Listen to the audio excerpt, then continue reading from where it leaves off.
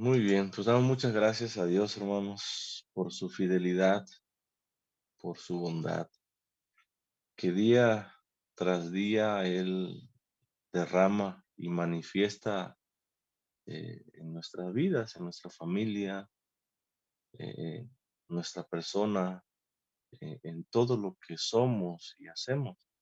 Dios se manifiesta de una forma maravillosa y hermosa. Damos gracias a Dios, hermanos, por este nuevo año también que Él nos presta, un nuevo año que sin duda tomados de su mano, eh, podemos salir adelante en cada circunstancia que se nos presente, en cada adversidad, en cada lucha, en cada prueba. Vamos a salir con su ayuda, siempre, siempre victoriosos y adelante. Gracias a Dios porque hoy estaremos iniciando, hermanos, esta serie de estudios en el Evangelio según San Mateo. Y es un evangelio, hermanos, de lo más hermoso, de lo más precioso, en verdad. Un evangelio que sin duda alguna dejará una huella en la vida, en el corazón de cada uno de nosotros. Un evangelio que nos va a animar, que nos va a fortalecer nuestra fe, que nos va a exhortar también a que vivamos de acuerdo a los parámetros establecidos por Dios mismo. Un evangelio, hermanos, que nos va a redarguir, pero también nos va a enseñar muchas cosas. Un evangelio que fue escrito, eh, inspirado, recordemos siempre, soplado por Dios mismo y escrito por este gran hombre que Dios quiso utilizar en su momento. Y damos gracias a Dios por ello. Ya hemos orado para que Dios tome el control en estos momentos. Y el día de hoy, hermanos, tan solamente estaremos reflexionando acerca de una pequeña introducción. Y digo pequeña porque nos faltaría, hermanos, mucho tiempo, nos llevaría mucho tiempo, muchas horas, poder llevar a cabo una introducción como debe ser tomada o llevada. Pero gracias a Dios por esta pequeña introducción. Creo que va a abrir nuestra mente, va a despejar muchas dudas y nos va a revelar, nos va a dar a conocer muchas cosas que en lo personal a veces desconocemos o a veces decimos conocer y verdaderamente no es así como nosotros creíamos que son las cosas. El Evangelio de Mateo, hermanos, como nosotros lo conocemos, es un evangelio metódico. Es decir, es un evangelio que se caracteriza por el orden que lleva en cada una de sus narraciones. Es un evangelio que va organizado, que va, que lleva un orden específico. Recordemos que empieza precisamente con una genealogía de nuestro Señor Jesucristo. Y Mateo, hermano, se va hasta Abraham precisamente. Y desde Abraham empieza con Isaac, con Jacob, y ahí se viene, pasa por David, pasa por Salomón, hasta llegar precisamente a José, en donde él dice, esposo de María, de la cual nacerá Jesús el Cristo. Y es un orden, hermanos, metódico, un orden en cada una de las etapas narrativas que componen este hermoso y glorioso evangelio. En ese mismo capítulo 1, después de la genealogía, vamos a ver el nacimiento o los acontecimientos que están alrededor del nacimiento de nuestro Señor Jesucristo. Sigue ese orden metódico y vamos a ver ya en un capítulo 2 la visita de estos magos precisamente del oriente. Pero también en ese mismo capítulo 2 vamos a ver cómo Dios se manifiesta en sueños a José y le dice, huye a Egipto para que este Herodes no mate al niño, a Jesús, entendamos. Y vamos a ver cómo Mateo narra que él huye con María y Jesús a Egipto, de donde también después será llamado nuevamente de vuelta. Vemos un capítulo 3 ya da un paso agigantado en donde ya nos va a narrar el bautismo precisamente de nuestro Señor Jesucristo. Vamos a ver a un Juan el Bautista preparando ya el camino, la senda de nuestro Señor Jesucristo. Vamos a ver a un Jesucristo bautizándose. Vamos a ver un Espíritu Santo descendiendo como paloma del cielo. Oigan, y una voz desde el cielo, entendamos la voz del Padre diciendo, este es mi Hijo amado, en el cual tengo toda complacencia. Y es un orden, hermanos, en verdad, metódico que Mateo va acomodando en cada una de sus narraciones. Vamos a llegar a un capítulo 4 en donde dice la palabra de Dios que Jesús es tomado por el mismo Espíritu Santo y llevado al desierto. ¿Para qué? Para ser tentado por Satanás. Pero también en ese mismo versículo 4, perdón, capítulo 4, vamos a ver que inicia o comienza el ministerio de nuestro Señor Jesucristo. Un ministerio en donde hace el llamado a los dos primeros apóstoles, un ministerio en donde él empieza a predicar y no nada más a predicar, sino también a sanar multitudes de gentes que estaban enfermos y eran llevados a su presencia. Y así sigue ese orden metódico y vamos a llegar a un capítulo 5, 6 y 7 en donde vamos a estar escuchando ya el primer sermón público de nuestro Señor Jesucristo. Un sermón que se le conoce hasta el día de hoy como el Sermón del Monte o como el Sermón de la Montaña, en donde Jesús enseña a sus discípulos y aunque hay multitudes de gente a su alrededor, sus discípulos hacen un círculo especial alrededor de él y son los que en primera instancia son instruidos por estas hermosas enseñanzas de este hermoso y maravilloso Sermón del Monte. Y sigue narrando, perdón, Mateo, este evangelio hermoso y glorioso, en un orden, en verdad, hermoso, metódico. Ahí va a seguir Mateo narrando cada uno de los acontecimientos en la vida ministerial de nuestro Señor Jesucristo, hasta llegar a su crucifixión, a su muerte, sepultura, pero también a su resurrección. Y por último, vamos a ver la gran comisión que Jesús da a cada uno de sus discípulos. El Evangelio de Mateo ha sido, hermanos, denominado como el libro más importante del mundo. Y este nombramiento se lo dio, hermanos, un hombre de nombre Ernest Renan. Y este hombre es escéptico. Este hombre es un hombre incrédulo francés, de origen francés, pero aún en su incredulidad, él dice que este Evangelio de Mateo es el libro más importante que puede haber en todo el mundo. Y aunque no creía en Jesús, aunque él creía tan solamente en un Jesús hombre, no en un Jesús divino, era un incrédulo, era un ascéptico, pero él da este nombramiento allá en siglo XIX, como por el año 1800 y algo. Él dice, no hay otro libro más importante en todo el mundo que el Evangelio según Mateo. Spitz, otro hombre, da el nombramiento a este Evangelio como el libro más exitoso que se haya escrito. Además de importante, además de exitoso, como se ha calificado este hermoso evangelio, Es un evangelio hermoso, es un evangelio emocionante. Oigan, es un evangelio irresistible, hermanos.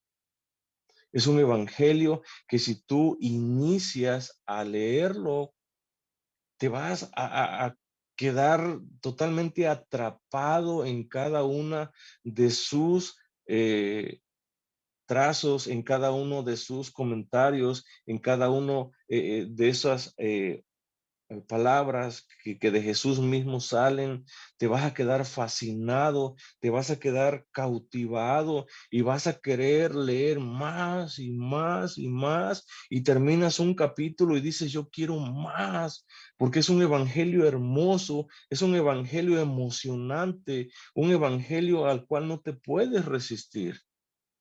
¿Y cuántos de nosotros, hermanos, hemos pasado en verdad por esto?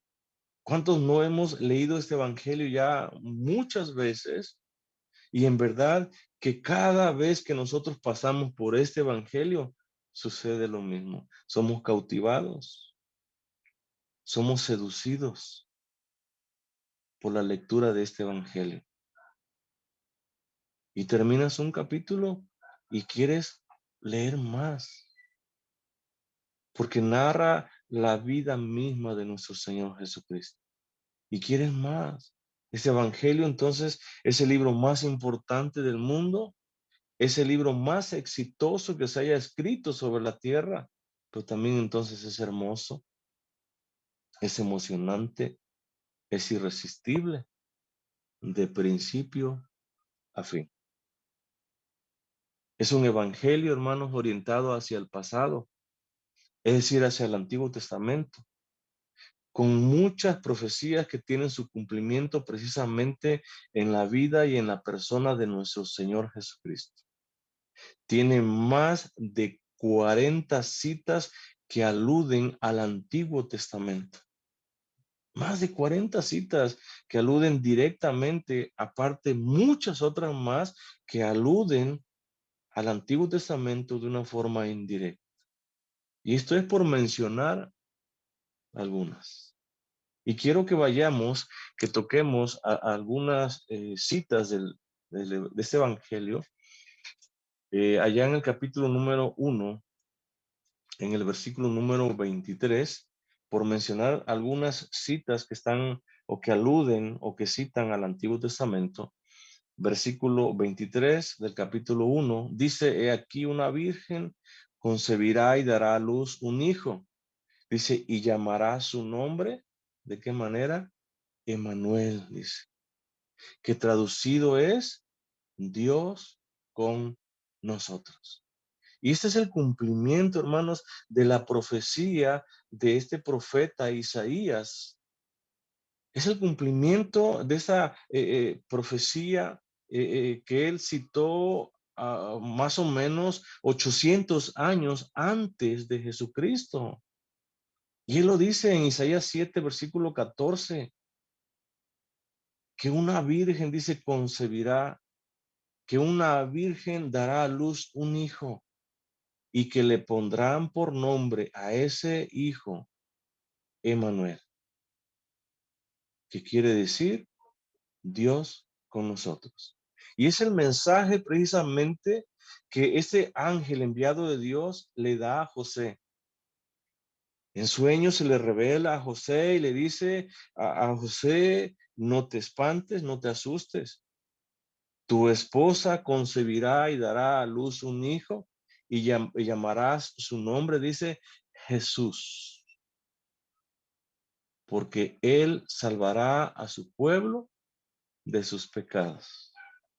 Y ya en este versículo 23 dice, ya como un cumplimiento, citando esta profecía de Isaías, una virgen concebirá y dará a luz un hijo y llamará su nombre entonces Emanuel, Dios con nosotros.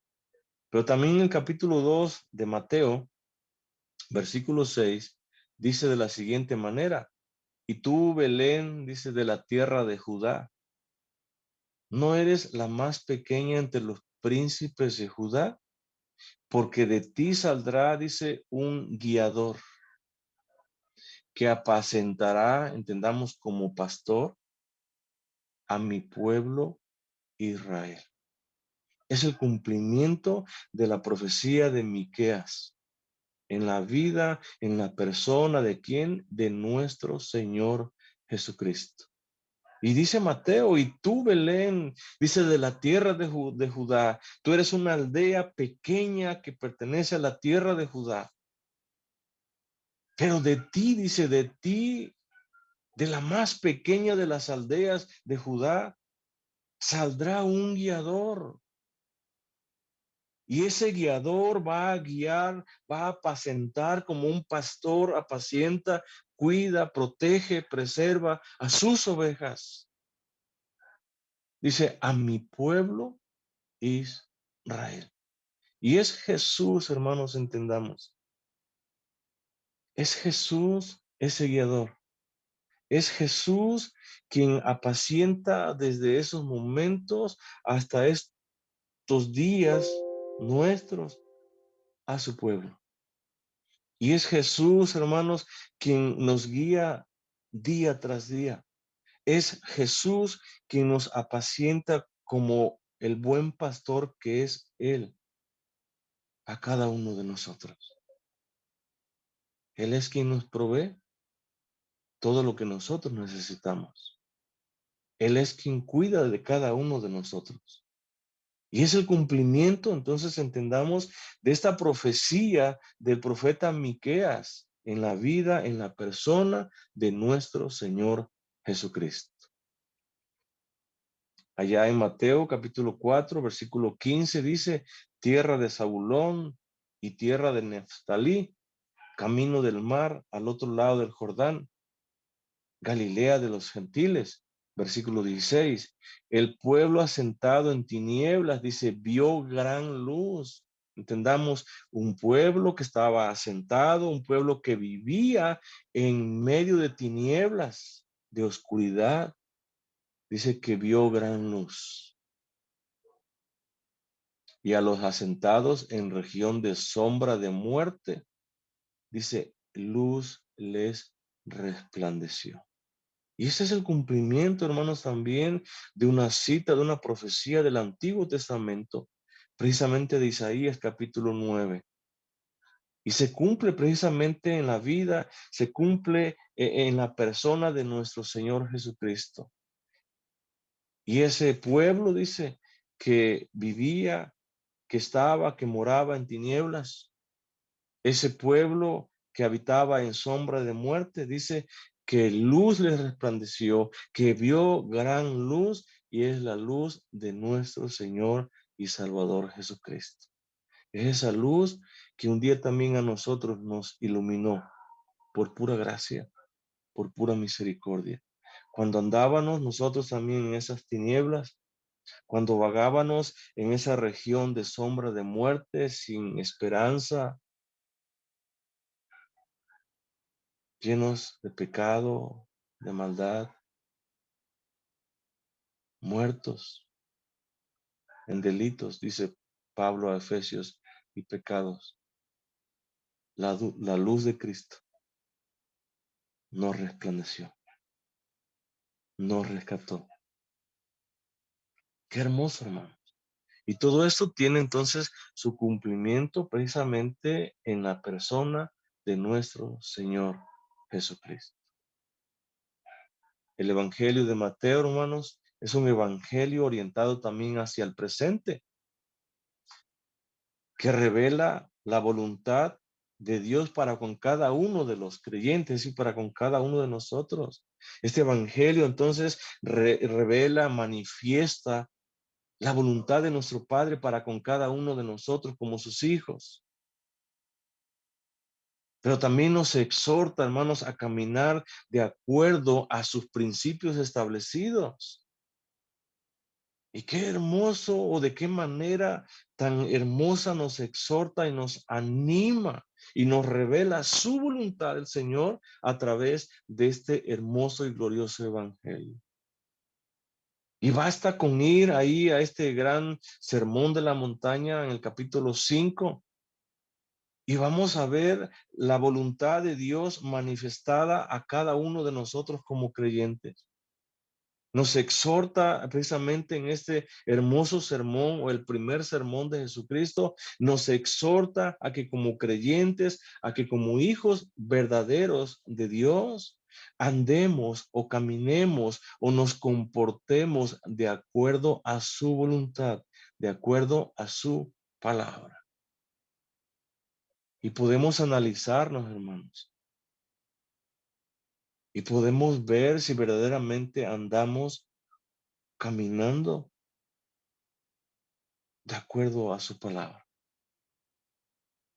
En el versículo 3 del capítulo 5 dice, bienaventurados los pobres en espíritu. El Señor enseña, exhorta a cada creyente. Y si tú eres un creyente de Jesucristo, si tú eres verdaderamente un hijo de Dios, el Señor te dice que es una característica que te identifica como un verdadero creyente, como un verdadero hijo de Dios, es ser pobre en espíritu. Una actitud de humildad, una actitud de mansedumbre. Es la que debe tomar siempre un verdadero creyente. No una actitud de soberbia, de arrogancia, de orgullo. Dice, pobre de espíritu. Versículo 4 dice, bienaventurados los que lloran. Y el llorar no es que lo tomemos de una forma literal, porque todo el mundo llora, sino el llorar, hermanos, o el ser bienaventurados por llorar, quiere decir nuestro Señor Jesucristo que nos demos cuenta de nuestra condición de pecador delante de Dios. Jesús quiere decirte que cuando tú le faltes o cuando tú transgredas los mandamientos o la misma voluntad de Dios, debes de llorar, pero con un lloro interno. Cuando no hacemos la voluntad de Dios, hermano. Como dice Santiago también, cuando sabiendo hacer lo bueno no lo hacemos, llora internamente. Y dile, Señor, perdóname, Señor, porque yo sé hacer lo bueno. Yo sé andar, yo sé practicar lo bueno y no lo hago, Señor. Perdóname, Señor. Y debemos de llorar, hermano. Y ese es el evangelio del Señor. Ese es el evangelio de Mateo orientado a la vida presente de cada uno de nosotros. En el versículo 5 dice, bienaventurados los mansos, una vida de mansedumbre. Debemos de vivir cada uno de nosotros como creyentes. En el versículo 6 dice, bienaventurados los que tienen hambre y sed de justicia. Yo te pregunto, ¿cuánta hambre y cuánta sed tienes de la justicia divina de Dios? ¿Cuánta justicia practicas en tu vida? Y es una cualidad. Es una característica que te debe distinguir del resto del mundo, del resto de la sociedad.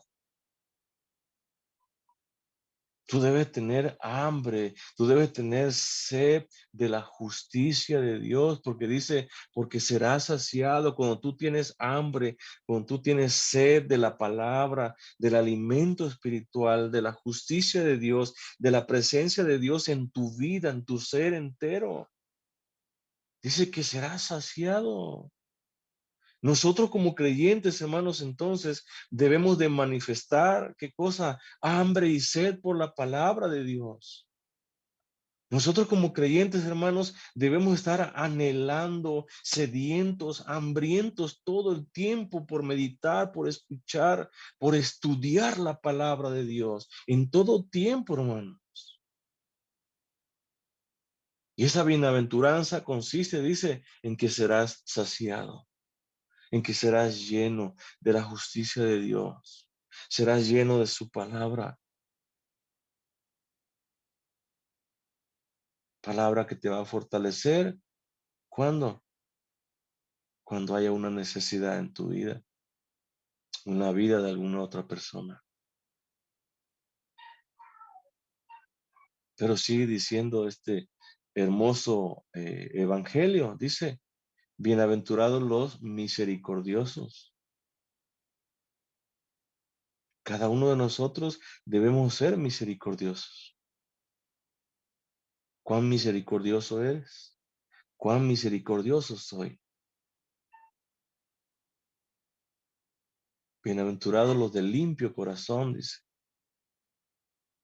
Y cada una de estas cualidades o características que deben de estar presentes en la vida de cada uno de nosotros como creyentes, como hijos de Dios, nos deben de caracterizar como tal, como un hijo de Dios.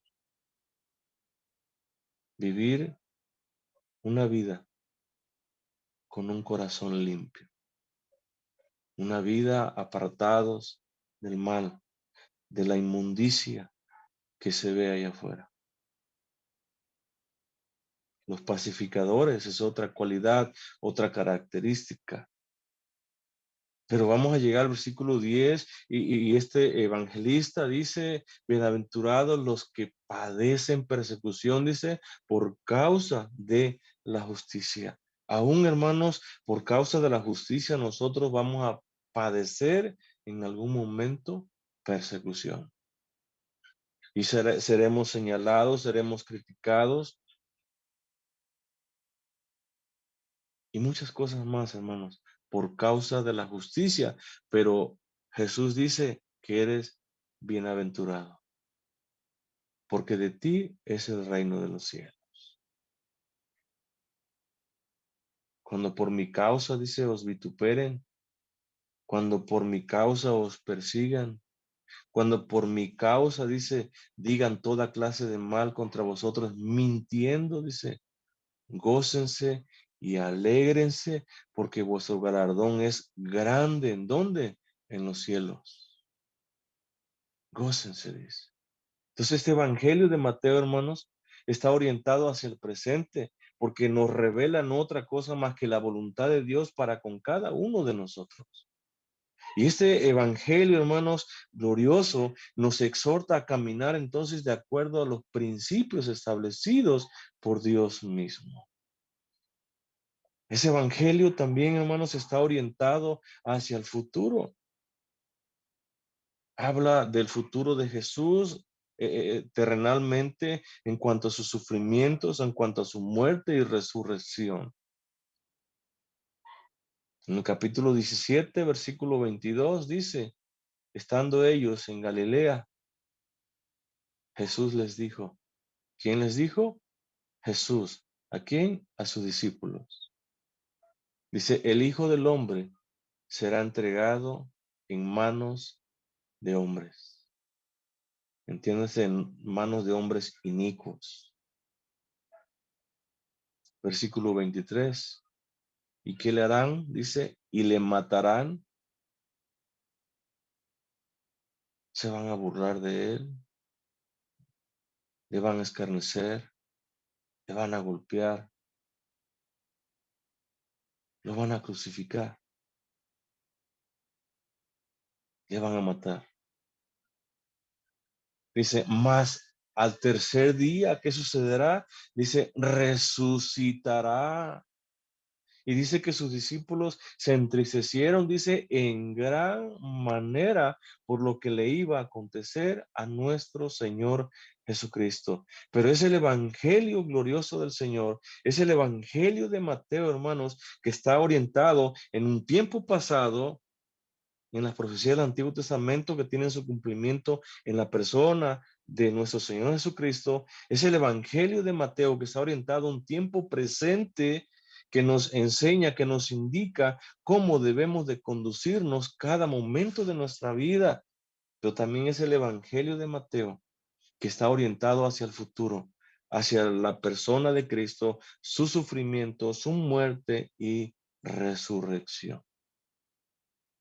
Pero también este evangelio, orientado hacia el futuro,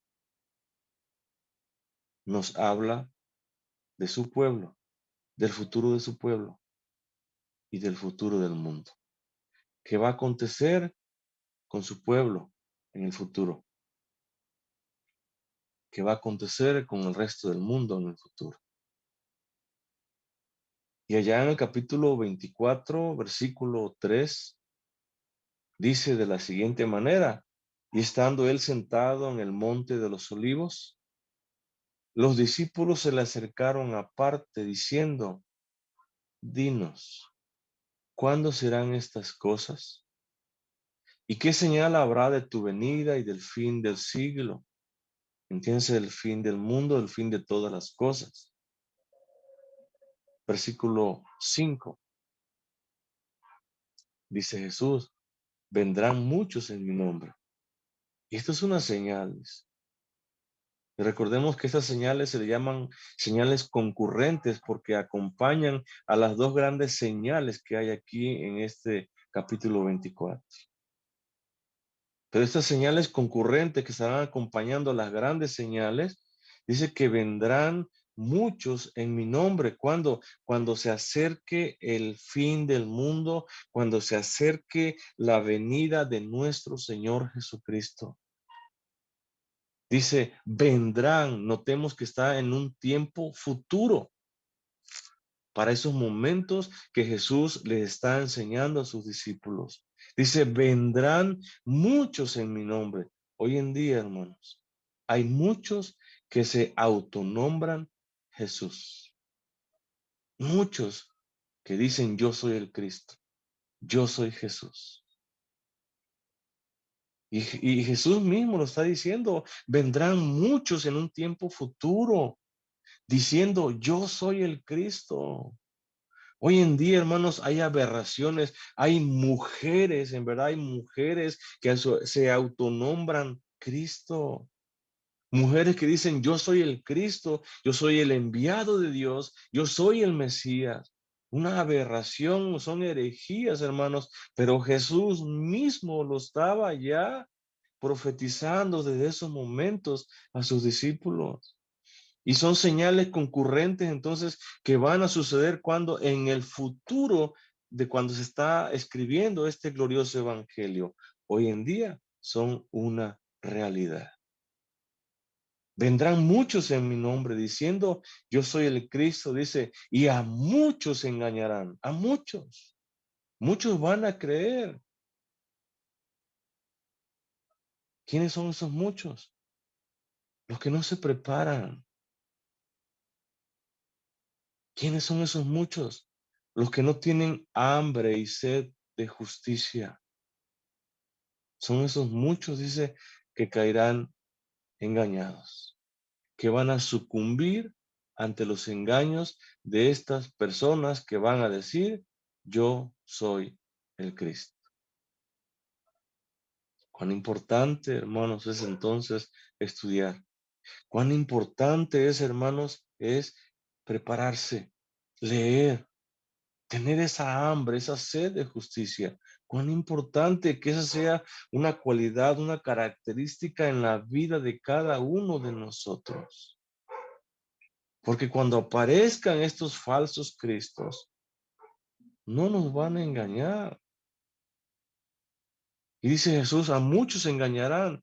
Versículo 7, porque se levantará nación contra nación y reino contra reino, y habrá pestes, hambres y terremotos en diferentes lugares. Notemos, dice, se levantará. Todo esto se está viendo. Todo esto se ve hoy en día. Y esto anuncia no otra cosa más que el fin del mundo, más que el futuro de la humanidad, en este caso los impíos, oigan, enjuiciados y lanzados al mismo infierno, y nosotros los creyentes transformando nuestro cuerpo, Cristo, en un cuerpo glorioso, y dándonos un lugar en la eternidad a su lado. Qué hermoso, hermano. Y se levantará entonces nación contra nación y va a haber muchas cosas. Versículo 9, entonces dice, os entregarán, notemos, en un tiempo futuro, posterior al momento en que se está narrando en esos momentos. Y os entregarán a aquella tribulación y os matarán y seréis aborrecidos de todas las gentes por causa de qué? De mi nombre, dice. Entonces dice el versículo 13, mas el que persevere hasta el fin, este será salvo, dice. ¿Quiénes son los que perseveran hasta el fin? El creyente verdadero, aquel que tiene hambre y sed de justicia, aquel que se alimenta con la palabra de Dios, porque al alimentarse, al nutrirse con la misma palabra de Dios, la misma palabra de Dios le va a dar la fortaleza que necesita o necesitamos para enfrentar cada adversidad que venga a nuestra vida. Es con la palabra de Dios, hermanos, no es con otra cosa. No es con espada, recordemos, no es con ejército, es con la palabra de Dios, como el creyente vence cada adversidad. Dice, y entregarán a tribulación y os van a matar. Y se vino, recordemos, para el año 70 una gran tribulación, una gran persecución sobre la vida de cada creyente y muchos tuvieron que salir huyendo. Narra allá también el libro de los Hechos, en capítulo 8, si no me equivoco, narra una gran persecución, salvo los apóstoles, dice la palabra de Dios. Muchos fueron muertos. Muchos fueron dispersos, muchos perdieron todo, familias, propiedades, casas, todo por causa del nombre de Jesús. Pero Jesús dice, mas el que persevere hasta el fin, este será salvo. Y son eventos, hermanos, hacia el futuro. Hacia el futuro cuando se está narrando, cuando se está escribiendo este hermoso evangelio. En el versículo 29 dice, "E inmediatamente después de la tribulación de aquellos días, el sol se oscurecerá y la luna no dará su resplandor y las estrellas caerán del cielo y las potencias de los cielos serán conmovidas", dice. Versículo 30, entonces aparecerá, notemos, en un tiempo futuro, aparecerá la señal del Hijo del Hombre, ¿en dónde? En el cielo. Y entonces lamentarán todas las tribus de la tierra y verán al Hijo del Hombre viniendo sobre las nubes del cielo con gran poder y gran gloria. Versículo 31, y enviará, notemos, en el futuro, sus ángeles con gran voz de trompeta y juntarán nuevamente en el futuro a sus escogidos de los cuatro vientos, desde un extremo del cielo hasta el otro. El Evangelio entonces de Mateo, hermanos, está orientado hacia tres tiempos. Un tiempo pasado, que tiene su cumplimiento en la persona de Jesucristo, un tiempo presente, perdón, que nos enseña, que nos muestra, que nos marca la voluntad de Dios en la cual como creyentes debemos de andar, y un tiempo futuro a esos acontecimientos últimos que va a enfrentarse el pueblo de Dios, pero también el resto del mundo. Quiera Dios, hermanos, que cada uno de nosotros, hermanos, si es que enfrentamos tribulación, adversidad, luchas, pruebas, seamos fortalecidos con la misma palabra de Dios. Quiera Dios que cada uno, perdón, de nosotros logremos perseverar hasta el fin, porque eso estará marcando la diferencia en la eternidad en la cual estaremos o pasaremos. Es lo que va a definir, hermano. Es lo que va a marcar. Este evangelio, entonces, está orientado hacia el futuro, hacia el fin de todas las cosas. Y Mateo narra, y quisiéramos tener mucho más tiempo para leer desde el capítulo 23 en la parte final, capítulo 24 y capítulo 25, de todos los sucesos y acontecimientos que van a acontecer para este tiempo futuro, para este tiempo final. Pero también, hermanos, el evangelio de Mateo es un evangelio evangelizador, pues alcanza la salvación, hermanos, aún de aquellos que están fuera de Israel. Alcanza la salvación personas, pueblos, tribus, lenguas, oigan, que no tienen nada que ver con el pueblo de Israel. Y esto es sorprendente. Y en la genealogía que vimos al principio, en la introducción, hermanos, vemos a una Rahab, la ramera de Jericó, cómo Dios también la utilizó para su propósito y cómo el Cristo viene también de esa descendencia. Vemos a Ruth la moabita y ya hablamos de este personaje de Ruth la moabita. Cuando le dijo a su suegra Noemí, tu pueblo será mi pueblo y tu Dios será mi Dios. Siendo una moabita que no tenía nada que ver con el pueblo de Israel, alcanza la misericordia y la gracia de Dios. Entonces este evangelio de Mateo, hermanos, es un evangelio evangelizador en donde alcanza la salvación muchas personas, muchos pueblos, muchas naciones que no tienen nada que ver con el pueblo de Israel. Los mismos magos de Oriente que vamos a ver también en su momento son personajes caldeos que vienen de otro país que no tienen nada que ver con el pueblo de Israel y son guiados por esa estrella que es Cristo mismo para hacer la voluntad del Padre y llegan y se postran, se humillan, hacen reverencia, alaban a quien, a Cristo, dándole también presentes. Vemos también un centurión romano que no tiene nada que ver con el pueblo de Israel. Y a este centurión romano Jesús mira maravillado la fe que él tiene. Y se queda sorprendido y Jesús mismo dice, ni en Israel ni en el pueblo mío he visto tanta fe como en este hombre que no tiene nada que ver con Israel. Es maravilloso, hermano. Allá en Mateo capítulo 8 dice, y os digo que vendrán muchos, dice, notemos, muchos, ¿de dónde? Del oriente. Y vendrán muchos, entendamos, del occidente.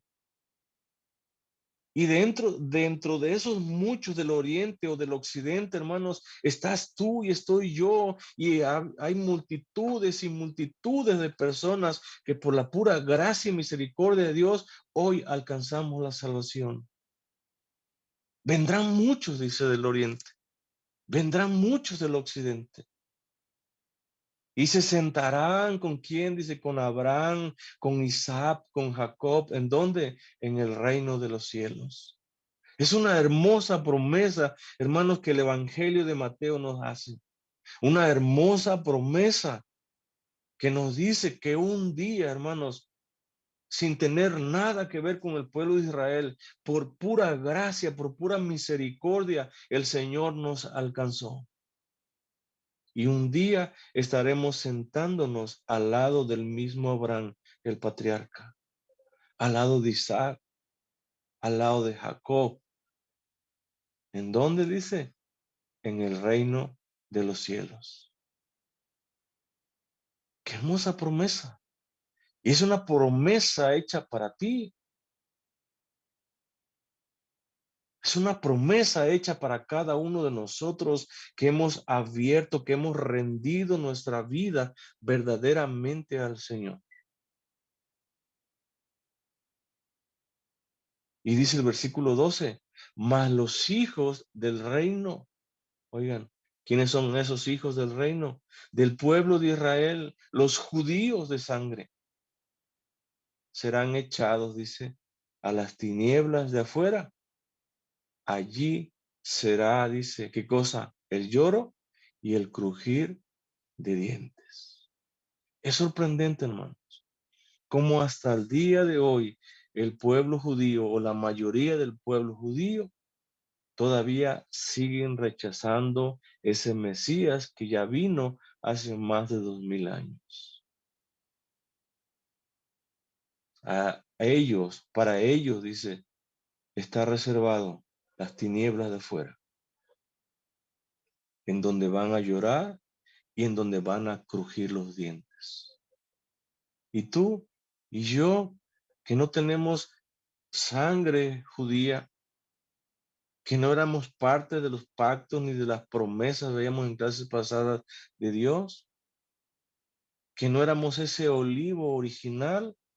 Un día esas ramas fueron cortadas y nosotros como olivos silvestres por Cristo, por esa obra redentora, fuimos injertados en ese tronco que es Cristo, en ese olivo original. Fuimos injertados por pura gracia, por pura misericordia.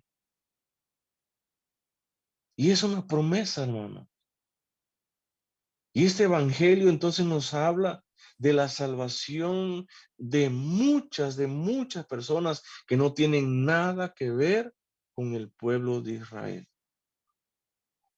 Este centurión nada tenía que ver con el pueblo de Israel. Y vemos la fe que tenía. También en el capítulo 15, versículo 22 dice, y aquí una mujer cananea. ¿Cuántos recordamos, hermanos, esta narración? Y aquí una mujer cananea que no tenía parte, que no tenía un lugar. Y Jesús mismo lo va a decir aquí. Una mujer cananea que había salido de aquella región clamaba diciendo, Señor, hijo de David, ten misericordia de mí. Mi hija es gravemente atormentada por un demonio. Y podemos preguntarnos, ¿quién le enseñó a esta mujer cananea que debía de clamar al Señor, al hijo de David, para que su hija fuera liberada? Dios, Dios en su gracia, Dios en su grande misericordia, la puso en el camino de Jesús, en el momento y en el tiempo de Jesús. Versículo 25. Entonces ella vino y se postró ante él, diciendo, Señor, socórreme. Versículo 26. Respondiendo él dijo, no está bien tomar el pan de los hijos, entiéndase del pueblo de Israel, y echarlo ¿a quién? A los perrillos. No está bien. Versículo 27. Y ella dijo, sí, Señor, yo lo entiendo, Señor. Yo así lo veo, Señor. Pero notemos lo que dice, pero aún dice esos perrillos, dice, como eran catalogados las personas que no tenían nada que ver con el pueblo de Israel. Se le llamaban perros. Pero aún los perrillos, dice, comen de las migajas que caen de la mesa de sus amos. Versículo 28.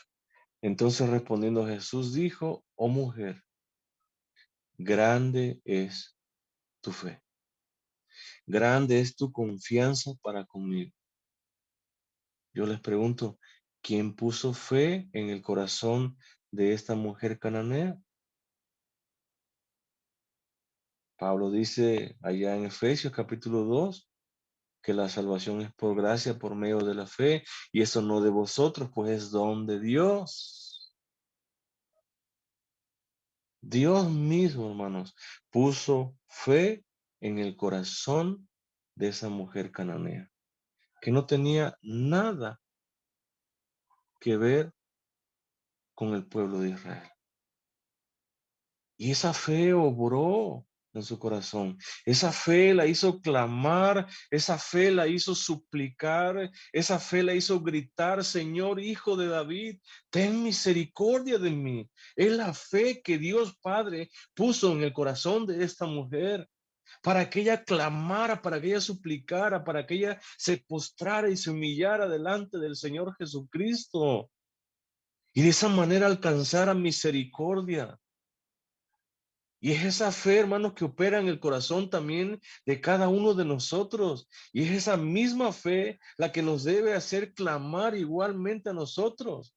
Esa fe que nos debe hacer decir, Señor, Hijo de David, ten misericordia de mí.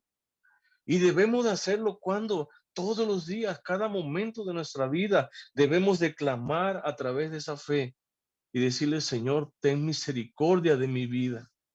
Ten piedad de mí, Señor. Y debemos de venir como esta mujer y debemos de postrarnos a los pies del Señor como lo hizo esta mujer. Jesús mismo, hermanos, quedó maravillado. Dice, oh mujer, grande es tu fe en verdad. Grande es tu confianza para conmigo. ¿Cómo sabes que yo tengo el poder para liberar a tu hija de ese demonio? ¿Cómo lo sabes? Dios había puesto fe, confianza, seguridad para con su hijo en el corazón de esta mujer. Y esa fe, hermanos, debe estar presente en el corazón de cada uno de nosotros. Esa fe que nos debe hacer gritar cada momento de nuestra vida, mayormente en los momentos de tribulación, de aflicción, en los momentos de necesidad, de angustia, en los momentos cuando los problemas nos rebasan y ya no podemos controlar nada, debemos de venir como esta mujer a los mismos pies de Jesús y clamar y gritar, Señor, Hijo de David, ten misericordia de mí. Socórreme, Señor. Y podemos preguntarnos verdaderamente, ¿estamos haciéndolo? ¿Verdaderamente ejercemos ese tipo de fe que opera en nuestro corazón? ¿Verdaderamente venimos a los pies de Jesús? No nada más cuando necesitamos, sino todo el tiempo. Debemos, como creyentes, clamar, suplicar, pedir misericordia al Hijo de David, que es nuestro Señor Jesucristo. Y esto nos lo enseña, hermanos, este hermoso evangelio de Mateo. Este glorioso evangelio nos muestra que Dios alcanza, Dios salva aún aquellos que no tienen parte ni suerte en el pueblo glorioso del Señor. Y cuando más perdidos estén, mayor será la gracia del Señor en rescatarlos. Y recordemos que un día el Señor, cuando más perdidos estábamos nosotros, cuando más faltos de la gracia y misericordia de Dios, cuando más tinieblas y oscuridad había en nuestra vida, más gracia del Señor operando para rescatarnos, para redimirnos, para darnos un lugar ahora en el reino glorioso de su Hijo amado. Qué hermoso, hermano. Vemos una Rahab totalmente restituida. Vemos una Ruth que Dios utilizó para que naciera Obed. Vemos a esos magos del oriente que emprendieron un viaje con un propósito claro, un propósito establecido. Llegar a adorar al Rey de Reyes y Señor de Señores que había nacido. Y emprendieron ese viaje. Y más adelante en los estudios que vamos a estar viendo, vamos a ver cuánto tiempo les llevó a estos magos del oriente llegar hasta donde estaba Jesús. Y muchos se van a sorprender, hermanos, del tiempo que llevaron estos magos en llegar hasta donde estaba esa estrella que los iba guiando para llegar a ese niño, a ese pequeño niño.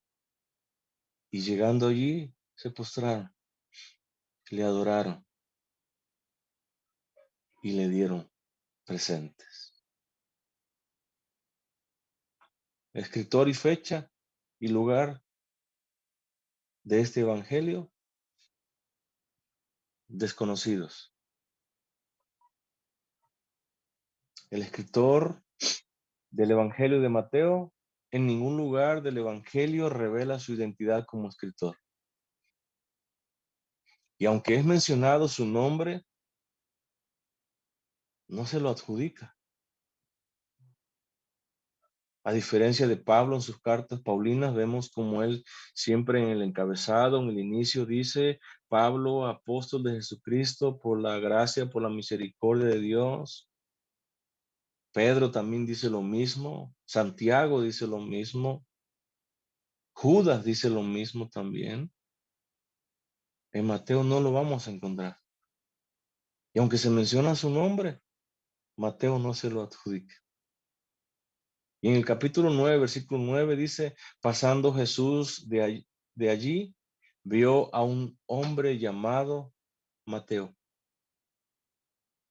que estaba sentado en donde, en el banco de los tributos públicos, y le dijo, ¿qué le dijo, hermanos?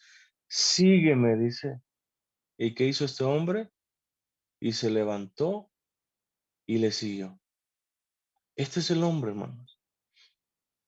Este es el publicano, odiado,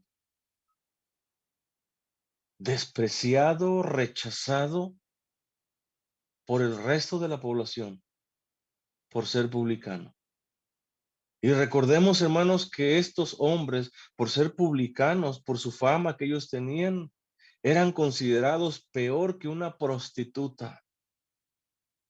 Eran considerados como lo peor de la sociedad, estos hombres publicanos. Y a Jesús no le importó. Así como no le importó rescatarnos a nosotros. Así como no se fijó en lo que nosotros éramos o hacíamos o practicábamos, a Jesús no le importó. Simplemente te llamó, simplemente te rescató. Pasó por allí donde estaba este hombre publicano cobrando impuestos exagerados porque es lo que hacían. Y le dijo: sígueme. Y vemos la respuesta de Mateo. Inmediatamente dice que se levantó y le siguió. No le dijo: Señor, espérame, déjame que termine de cobrar o déjame entregar lo que he cobrado. Él dice: se levantó y le siguió. No le importó nada de lo que él hacía. Y es la postura, hermanos, también es la actitud que debemos como creyentes, como hijos de Dios, tomar cada uno de nosotros. Cuando el Señor nos llame, cuando el Señor te haga ese llamado especial para su servicio, hermano, sírvele. Porque no lo estás haciendo para el pastor, no lo estás haciendo para una congregación, no lo estás haciendo para una directiva, lo estás haciendo para la misma gloria de Dios. Sírvele. Y el Señor te llama una y otra vez, y el Señor pone necesidades distintas en distintos tiempos, esperando que tú te levantes porque tienes ese llamado y digas, yo predico, yo voy a las naciones, yo llevo ese mensaje de salvación. Yo lo hago porque tengo ese llamado, porque Jesús para eso me llamó. El Señor no nos ha llamado, hermanos, para sentarnos, para llevar una vida cómoda. El Señor te llamó para que seas testigo de Él. El Señor te llamó para que seas un embajador, dice Pablo, del reino de los cielos aquí en la tierra. Para eso te llamó el Señor. Y vemos un publicano, un hombre de lo peor de la sociedad, cómo al recibir ese glorioso llamado, cuando escuchó las palabras de Jesús, sígueme, él se levantó, dice, y le siguió. Y es la actitud, hermanos, es la postura que nosotros debemos de tomar. Y quiera Dios que cada uno de nosotros, hermanos, en este inicio de año, en este año 2023, que estamos iniciando apenas, hermanos, seamos como este Mateo, que escuchemos la voz del Señor, que nos llama una y otra vez, que te dice levántate y predica. Levanta y anuncia mi nombre entre las naciones. Pero para predicar hay que estudiar. Para predicar hay que prepararse. Hazlo, hermano. Mateo tenía una responsabilidad civil, cobrar impuestos. Él dejó todo. A nosotros a veces nos ata muchas cosas, pero cuando hay ese verdadero llamado del Señor en tu vida, en tu corazón, serás capaz de dejar todo para seguir al Señor.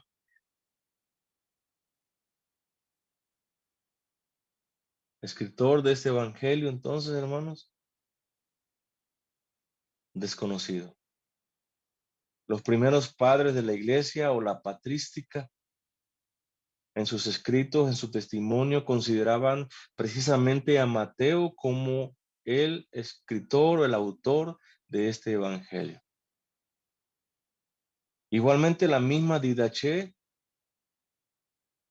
también da su testimonio, que es Mateo, precisamente el publicano, quien escribe este hermoso y glorioso evangelio del Señor.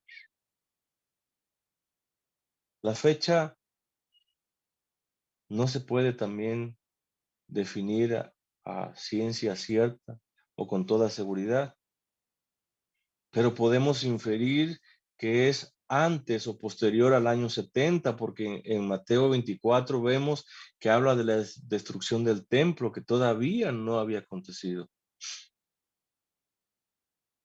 Entonces, los eruditos o los estudiosos sitúan a este evangelio que se escribió posiblemente en el año 63 al 66 después de Cristo.